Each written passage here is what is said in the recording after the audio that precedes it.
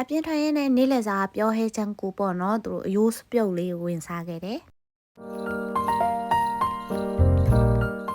ဟယ်လိုအားလုံးမင်္ဂလာပါရှင်သူက kimchi 2မျိုးပေးတယ်ပေါ့နော်မုံလာဦး kimchi ရဲ့မုံညင်း kimchi ရဲ့ခါချက်ဥလေးရဲ့ငရုတ်တီးတောင်လေးရဲ့နဲ့တိုးစားဖို့အတွက်သူဆမ်ဂျန်ပေါ့နော်သူတိုးစားတဲ့ဟာလေးအဲ့ဒါကိုဘယ်လိုခေါ်လဲဆိုတော့ပဲငပိအနှစ်ပေါ့နော်အဲ့လိုပုံစံမျိုးလေးတိုးစားရတာလေးပေါ့နော်အဲ့ဒါလေးပါတယ်ပြီးတော့နောက်တစ်ခုက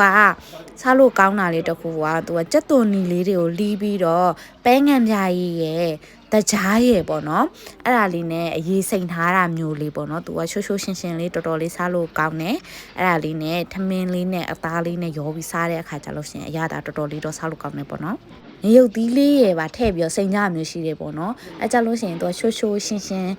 ဆက်လေးနဲ့တော်တော်လေးစားလို့ကောင်းတယ်ပေါ့နော်ကြိုက်တယ်အဲ့ဒါလေးကိုတော်တော်လေးကြိုက်တယ်ကိုရီးယားတွေကတော့စွတ်ပြုတ်ပုံစံမျိုးပေါ့နော်ဒီလိုအရင်နဲ့စားလို့ရှိရင်သူတို့ကဒီပကံထဲကိုထမင်းကိုအလုံးလိုက်ထည့်ပြီးတော့မှဒီထဲမှာမှွေပြီးတော့စားတာမျိုးပေါ့နော်တော်တော်လေးပူတယ်သူတို့ကပူလောင်ကိုစားရတာမျိုးကြိုက်ကြတယ်ပေါ့နော်ကိုကတော့ပူတာမစားနိုင်ဘူးအဲ့ပူတာမစားနိုင်တဲ့အပြင်ကိုတွေ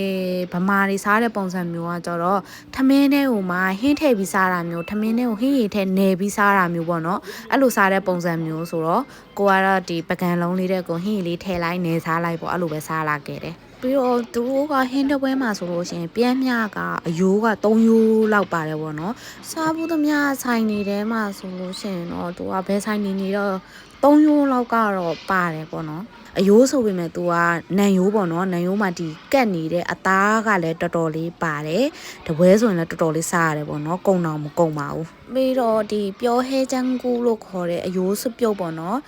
ဘယ်လိုခေါ်မလဲတော့မပြောတတ်ဘူး